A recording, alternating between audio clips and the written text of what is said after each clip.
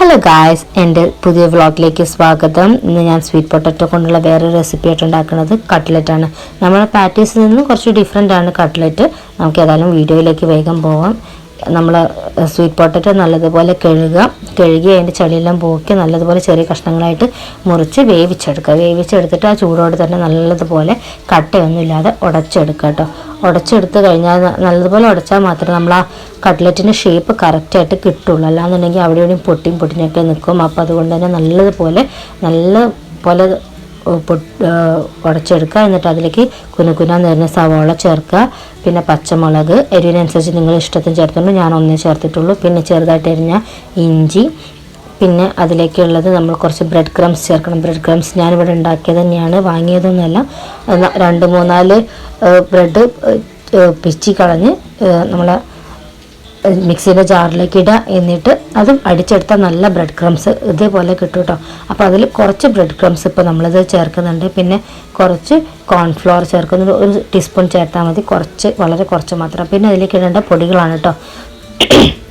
അതൊക്കെ പൊടികളാണെന്ന് വെച്ചിട്ടുണ്ടെന്നുണ്ടെങ്കിൽ മഞ്ഞൾപ്പൊടി, കുറച്ച് മുളക് പൊടി, ഉപ്പ്, പിന്നെ കുറച്ച് ഗരം മസാല, അതെല്ലാം കൂടി ചേർത്തിട്ട് നല്ലതുപോലെ കുഴച്ചെടുക്കുക. നല്ല ഡോ ആക്കി എടുക്കുക.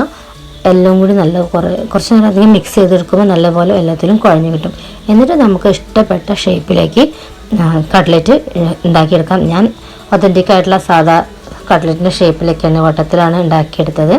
എന്നിട്ട് അത് നമുക്ക് എണ്ണയിൽ ഇനി മുക്കി പൊരിച്ചെടുക്കണം. അപ്പോൾ മുക്കി പൊരിച്ചെടുക്കുമ്പോൾ ഇത് ഡിപ്പ് ചെയ്യാൻ വേണ്ടിയിട്ട് ഒന്നുകിൽ മുട്ട അടിച്ചെടുക്കുകയാണെന്നുണ്ടെങ്കിൽ നിങ്ങൾ അതിൽ കുറച്ച് കുരുമുളക് വേണമെങ്കിൽ ചേർത്തുകൊണ്ട് ജസ്റ്റ് ഒരു ക്രഞ്ചിനെസ്സിനും ഒരു ടേസ്റ്റിന് വേണ്ടിയിട്ടും. ഞാൻ പക്ഷേ കോൺഫ്ലോറാണ് എടുക്കുന്നത്. അപ്പോൾ എന്താ നമുക്ക് വെജിറ്റേറിയൻസിന് ഉപയോഗിക്കാം. ഓക്കെ, അപ്പോൾ അത് ഇഷ്ടമാണ് ഇത് അങ്ങനെ കാണിക്കാമെന്ന് വിചാരിച്ചു. എന്നിട്ട് ഒന്ന് ബ്രെഡ് ക്രംസിൽ മുക്കുക. എന്നിട്ട് നേരെ എണ്ണയിൽ പൊരിച്ചെടുക്കുക. അങ്ങനെ ഓരോന്നും അങ്ങനെ പൊരിച്ചെടുക്കുക. ചിലത് ഞാൻ കാണാറുണ്ട് ഇതിലൊക്കെ ആദ്യം ഈ കട്ട്ലറ്റിൻ്റെ സംഭവം ബ്രെഡ് ക്രംസിൽ മുക്കി പിന്നെ ഒന്നുകൂടി ഈ വെള്ളത്തിൽ മുക്കി, അതായത് മുട്ട അല്ലെങ്കിൽ കോൺഫ്ലോറിൻ്റെ ആണെങ്കിൽ പിന്നെ ഒന്നുകൂടി ബ്രെഡ് ക്രംസിൽ മുക്കിയിട്ട് ഇടുന്നത്. പക്ഷെ ഞാൻ അങ്ങനെ ചെയ്ത് നോക്കിയപ്പോൾ എന്താ പറയുക, എൻ്റെ അത് പെട്ടെന്ന് പൊടിഞ്ഞു പോയി. അതുകൊണ്ട് ഞാൻ നേരിട്ട് കോൺഫ്ലോറിൻ്റെ വെള്ളത്തിൽ മുക്കിയെടുത്ത് ബ്രെഡ് ക്രംസിൽ മുക്കി എന്നിട്ട് ഓരോന്ന് പൊരിച്ചെടുത്തിട്ടോ. അങ്ങനെല്ലാം പൊരിച്ചെടുത്തു. ഇന്ന് ഞാൻ സോസിൻ്റെ കൂടെയാണ് മക്കൾക്ക് കൊടുക്കുന്നത്.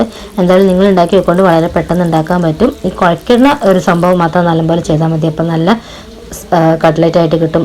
നിങ്ങൾക്ക് ലാസ്റ്റ് എന്താ പറയുക എല്ലാം ഉണ്ടാക്കി വെച്ച് കാണുമ്പം മനസ്സിലാവും നല്ല ഷേപ്പിൽ കിട്ടിയിട്ടുണ്ട്. ആ കുഴക്കിൽ നല്ലപോലെ ആയിരുന്നെങ്കിൽ നല്ല ഷേപ്പിൽ നമുക്ക് കിട്ടും. അതിപ്പോൾ ഏതൊരു ഇതാണെങ്കിൽ ഡോ ആണെങ്കിലും അങ്ങനെ തന്നെയല്ല, നല്ലതുപോലെ കുഴച്ചാൽ എല്ലാം നന്നായിരിക്കും. ഓക്കെ, അങ്ങനെ ഇന്നത്തേക്ക് ഇത്രയേ ഉള്ളൂ.